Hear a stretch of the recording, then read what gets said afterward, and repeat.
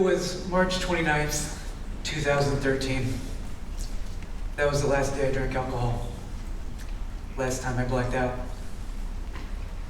To give context to that day, we're going to start from the beginning. I was born in Saginaw, Michigan.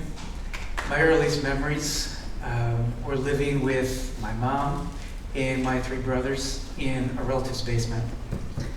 My mom and dad were married, but my dad was never around. My mom was a high school dropout, waiting tables to provide for us. My dad was a high school dropout. My dad was a heroin addict. He's a drug dealer. In and out of prison, and he ended up dying from his drug addiction when I was 20. Mom's side of the family experienced alcoholism. Dad's side, drug addiction. I remember at the earliest age thinking that your parents were married, but dads just didn't live with their kids. I remember being under the age of 5 and thinking when dad would come visit. Sometimes he would come visit. Sometimes he would visit us boys. He'd get violent towards my mom, and we'd cry. Sometimes he would visit, and he would take me and my brothers places. One time I remember he took us to his girlfriend's house while he was still married to my mom.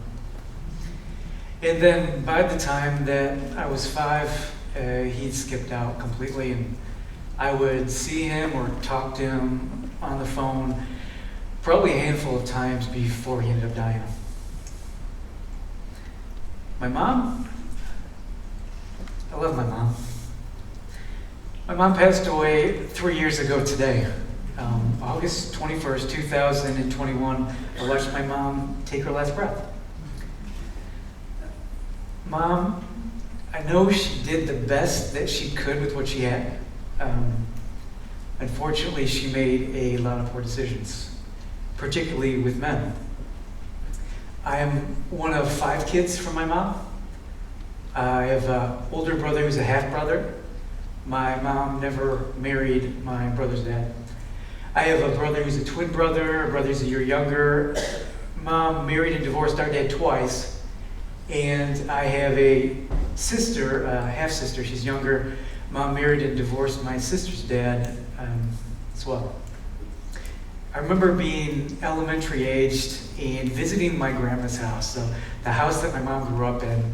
And I was snooping around my mom's old bedroom, and I found a wedding announcement. It was my mom. She has a strange last name. I said, "Mom, what is this?" And it turns out that before my mom had any of us kids, she was married. She was married to a man who kept a shotgun next to his bed at night so she wouldn't leave. My mom didn't make the best decisions with men.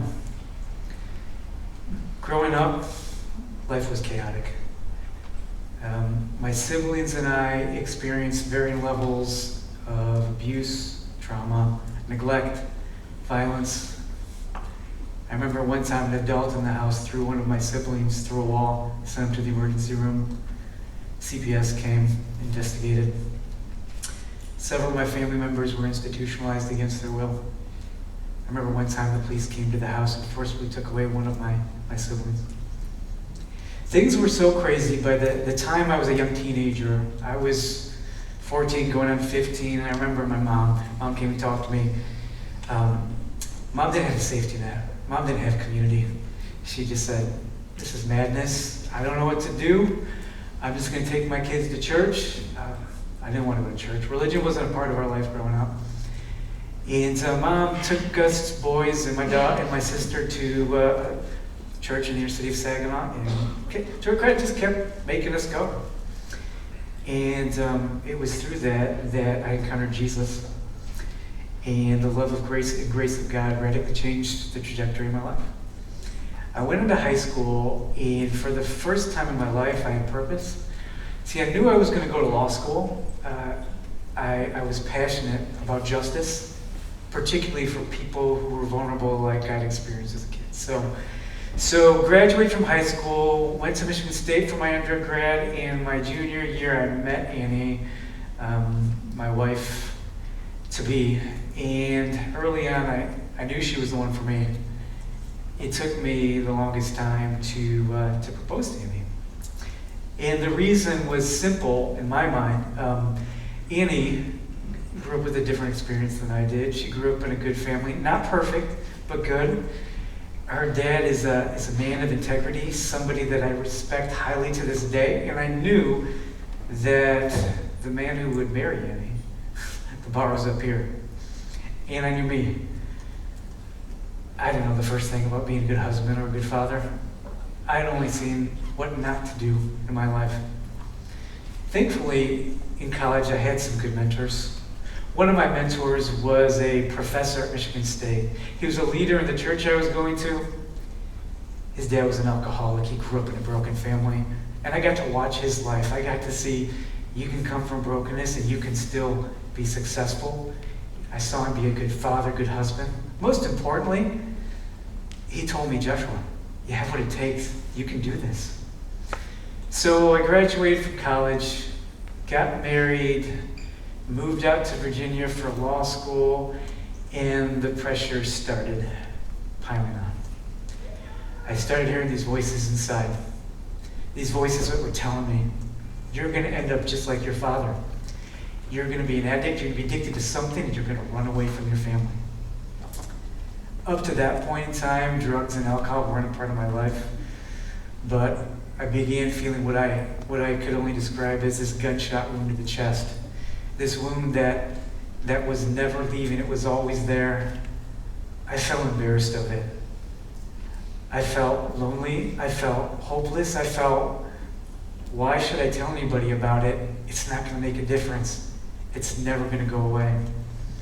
So as life went on, we had our first son in the middle of law school, graduated from law school, moved back to Michigan, started my first job as a lawyer. The pressures increased, and for the first time, alcohol was everywhere. Social functions, firm events. And for me, I didn't need to drink all the time. No, my problem was that I couldn't drink just one. One became 10. Alcohol numbed the pain. And I found that if I could just hide out in back, be quiet, people wouldn't know. They wouldn't know until I drank too much and made a fool of myself or embarrassed Annie. Leads me back to March 29th, 2013. It was a Friday. It was Good Friday. Annie had taken our 3 boys, and she was pregnant with our daughter. She took them to her parents' house in Lansing, and that's where we were going to have the holiday weekend. I was going to join them the next day. I got home that Friday. It was a holiday. I knew I shouldn't have been alone. Holidays were hard for me. Holidays reminded me that I was not there for my mom and my siblings anymore.